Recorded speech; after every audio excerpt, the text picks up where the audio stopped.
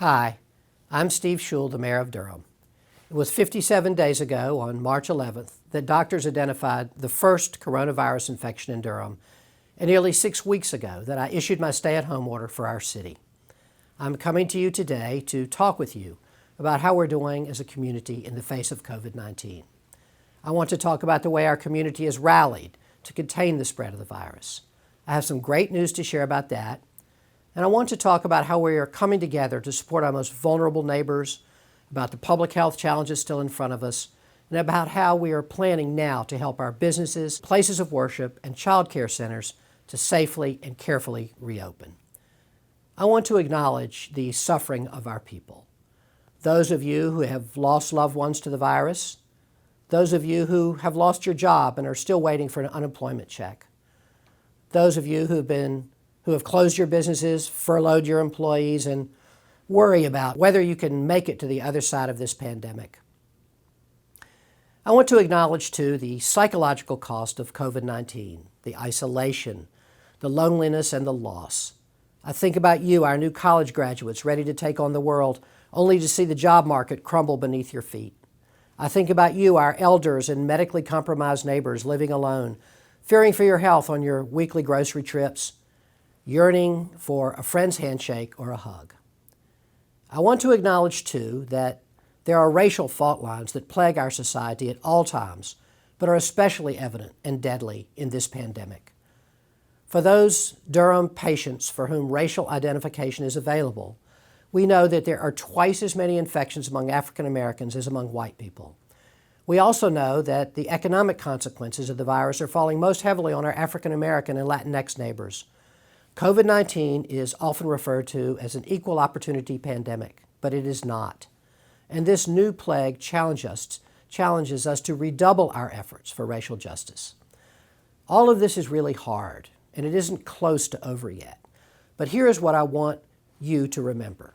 We are going to get through this. On the other side of this thing, we're going to be playing basketball again.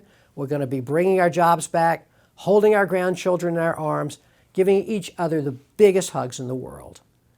Don't lose sight of that future, because that is our future, and we will get there by and by. Right now, here is where we are. I'm sad to report that we have lost 30 lives in Durham to the coronavirus.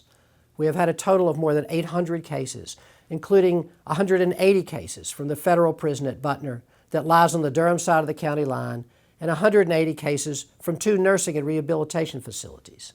There is good news also, and it's really good. Remember the surge in cases everyone has been talking about? Well, in Durham, because of the actions we have taken together, that surge never came. Every week, the growth rate of our COVID-19 cases continues to decline. In mid-March, our cases were growing at 12% per day, doubling every 6 days. This past week, our growth rate has dropped to about 1.5% per day, meaning that our cases are now doubling only every 50 days. This is fantastic news, and I'm so proud of this and so proud of Durham, and you should be too, because this is your handiwork, what all of us are doing together. We are staying at home, washing our hands, socially distancing, and wearing our homemade face coverings. And there is more good news.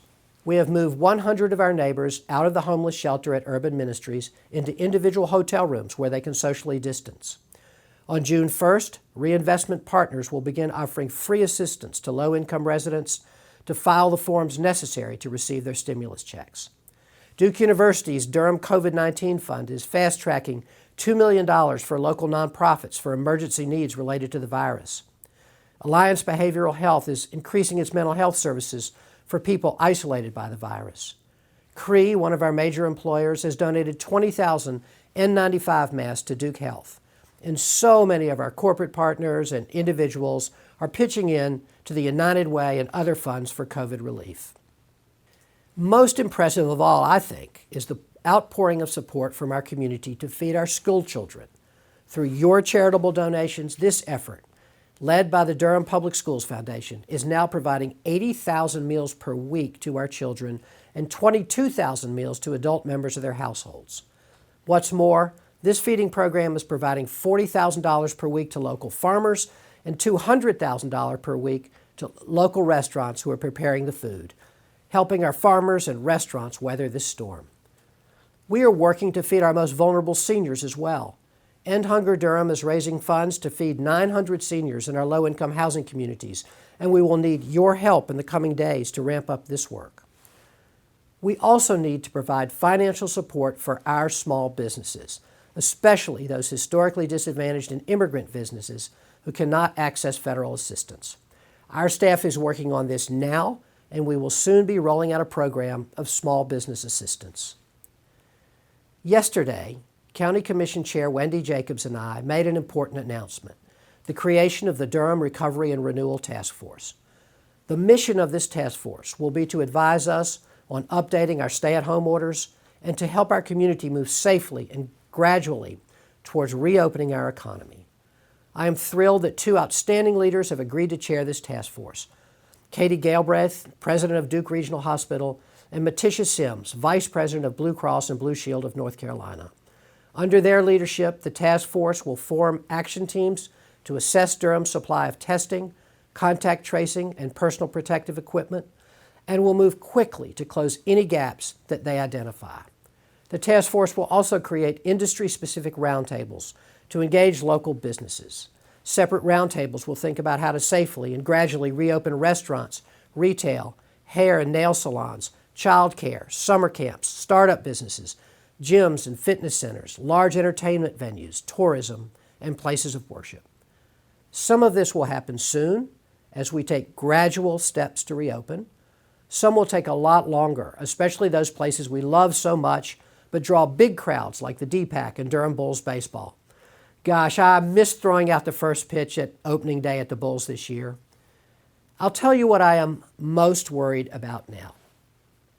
I worry that in our enthusiasm to get back to work or to go shopping in the stores and malls reopened by Governor Cooper's new executive order, that we will lose the gains we have made against the virus.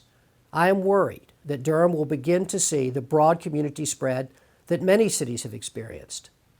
Even as our recovery and renewal begins, we must continue to stay home whenever possible, to socially distance and wash our hands and wear our face coverings. Friends, this is still in our hands. Together, we can continue to slow the spread of the virus. We can create a safe path to get people back to work again. Let's do this the Durham way, together.